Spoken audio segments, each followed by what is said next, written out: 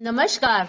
आप सभी का एक बार फिर से स्वागत है हमारी चैनल पूजा अर्चना सरोज गोयल में।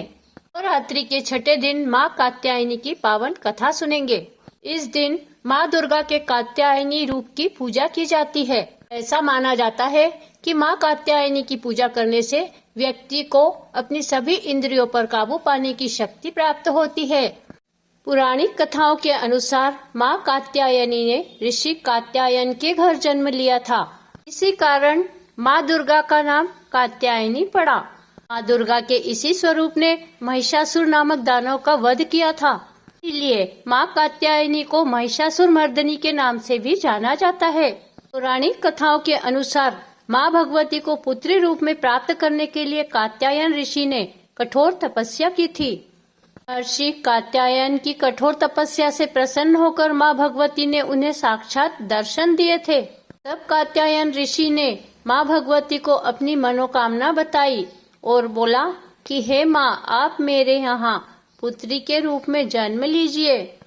देवी भगवती ने उन्हें वचन दिया कि वो उनके घर पुत्री रूप में अवश्य जन्म लेंगी। और फिर जब तीनों लोक पर महिषासुर नाम दैत्य का अत्याचार बहुत बढ़ गया और सभी देवी देवता उससे बहुत परेशान हो गए, तब त्रिदेव ब्रह्मा विष्णु महेश के तेज से माँ कात्यायनी ने ऋषि कात्यायन के यहाँ जन्म लिया। इसीलिए माता के इस स्वरूप को कात्यायनी के नाम से जाना जाता है।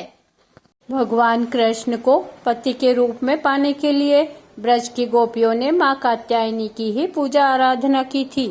की कृपा से सारे कार्य पूर्ण हो जाते हैं। ये वैद्यनाथ नामक जगह पर पूजी गई। माता कात्यायनी के जन्म के बाद ऋषि कात्यायन ने सप्तमी, अष्टमी और नवमी तीनों दिन माता कात्यायनी की विधिवत पूजा अर्चना की।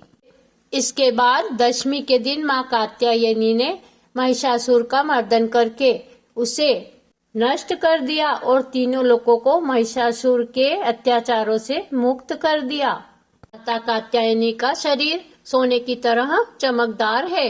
माँ कात्यायनी सिंह की सवारी करती है और इनकी 4 भुजाएं हैं।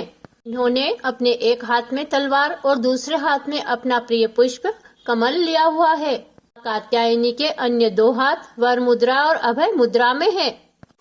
इनका गुण शोध कार्य है, इसलिए इस वैज्ञानिक युग में कात्यायनी का महत्व सर्वाधिक हो जाता है।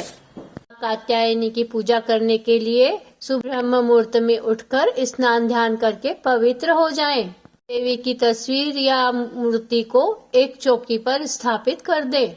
एक हाथ में पुष्प लें और माता के मंत्रों का जाप करें। फिर उस पुष्प को माता के चरणों में अर्पित करें। माता को लाल वस्त्र, 3 हल्दी की गांठें, पीले फूल आदि अर्पित करें। माता कात्यायनी को शहद का भोग लगाएं।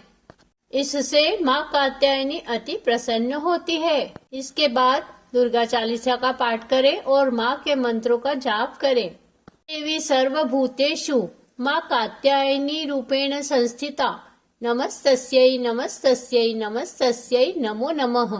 इस मंत्र का जाप करके माँ कात्यायनी की स्तुति करनी चाहिए।